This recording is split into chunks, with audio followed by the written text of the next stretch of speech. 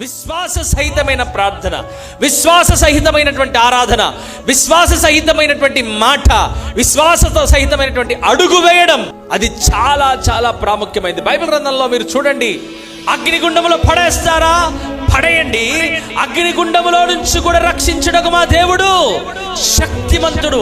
ఆ విశ్వాసం ఎంత జీవము కలిగిందంటే అగ్ని బలమును చల్లార్చగలిగిన విశ్వాసం అది.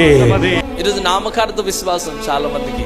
కొంచెం కుటుంబంలో బాగలేకపోతే, 4 కళ్ళు పడితే, 4 పాడలు మోసుకున్నట్టు కనిపిస్తే, ఇక దేవుని సన్నిధిలోకి వచ్చి ప్రార్థన చేసిన తర్వాత ఇంకా వాళ్లకు సమాధానం లేదు, అలజడి అలజడి అలజడి, వెళ్ళిపోయి తాయితలు కట్టుకోవాలి.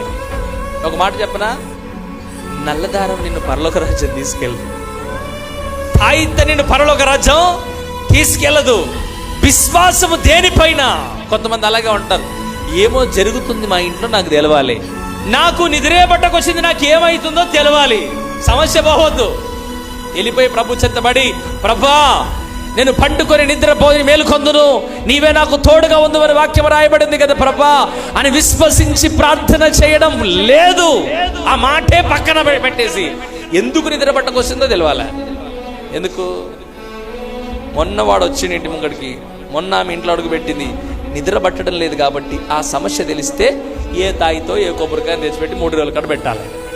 ఇది నిర్జీవమైనటువంటి క్రియలవి.